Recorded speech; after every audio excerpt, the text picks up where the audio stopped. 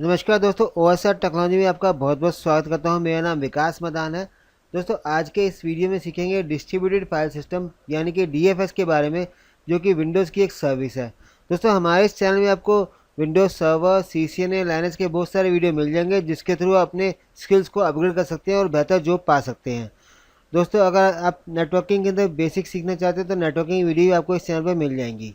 दोस्तों, आज के इस वीडियो में हम सीखेंगे डिस्ट्रीब्यूटेड फाइल सिस्टम के बारे में एक डेमो के थ्रू, जिससे आपको समझ आ जाएगा डीएफएस होता क्या है। तो वीडियो को प्लीज़ एंड तक देखिए ताकि आप डीएफएस के बारे में अच्छी तरह समझ सकें। दोस्तों, होता क्या है, विंडोज़ सर्वर के अंदर हम विंडोज़ सर्वर के अंदर फोल्डर शेयर कर सकते हैं और यूज़र को एक्सेस करा सकते हैं। इस अगर आप स्लाइड में देखें, मैंने सामने 3 सर्वर बना रखे हैं, फाइल सर्वर 2, फाइल सर्वर 3।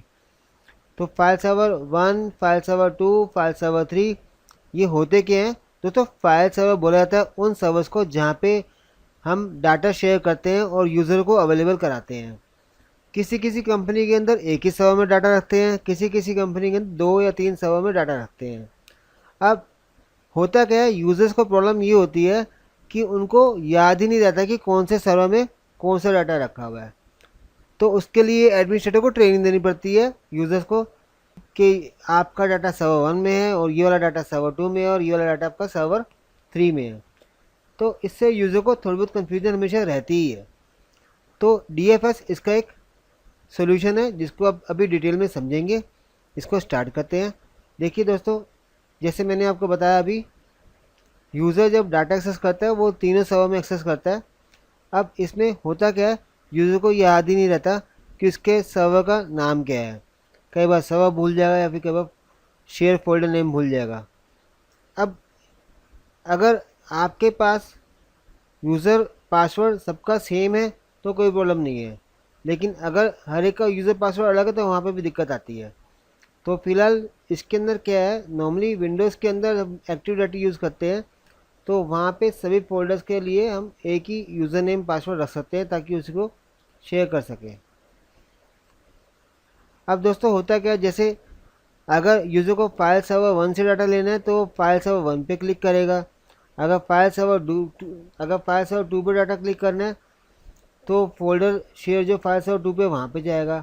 तो ऐसे कई बार गलती हो सकती है और नेटवर्क में अननेसेसरी ट्रैफिक बढ़ता है। डीएफएस क्या करता है, डीएफएस एक नेम स्पेस तैयार करता है। नेम स्पेस का मतलब ये होता है एक लॉजिकल फोल्डर क्रिएट कर देगा जिसके अंदर डाटा 1 का, डाटा 2 का और डाटा 3 का, जो कि अलग अलग फाइल सर्वर में स्टोर हैं। जैसे फाइल सर्वर में डाटा 1 है, फाइल सर्वर में डाटा 2 है और फाइल सर्वर में डाटा 3 है। इन सब का पाथ एक ही डीएफएस नेम स्पेस में दे देगा और इस डीएफएस नेम स्पेस को एक नाम देके, यूज़र फ्रेंडली नाम देके शेयर कर देगा। अब होगा क्या, आप देख रहे हैं यूज़र क्या करेगा, यूज़र सिर्फ इसी डीएफएस नेम स्पेस को एक्सेस करेगा। जैसे ही इस पर क्लिक करेगा ऑटोमेटिकली इसको फाइल सर्वर 1 के, फाइल सर्वर 2 के और फाइल सर्वर 3 के फोल्डर दिख जाएंगे। हालांकि ये फोल्डर अलग अलग लोकेशन पर हैं, लेकिन यहाँ पर उसे वो एक ही जगह पर दिखाई देंगे। इसका एडवांटेज क्या मिलेगा, एडमिनिस्ट्रेटर को, यूज़र को ट्रेनिंग नहीं देनी पड़ेगी और एडमिनिस्ट्रेटर को हर सर्वर का नाम भी नहीं बताना पड़ेगा यूज़र्स को। तो ये तरीका होता है डीएफएस नेम स्पेस का, जिससे यूज़र्स को फ़ायदा ये मिलता है, जो भी शेयर फोल्डर अलग अलग सर्वर पर हैं वो उसे आराम से दिख जाते हैं।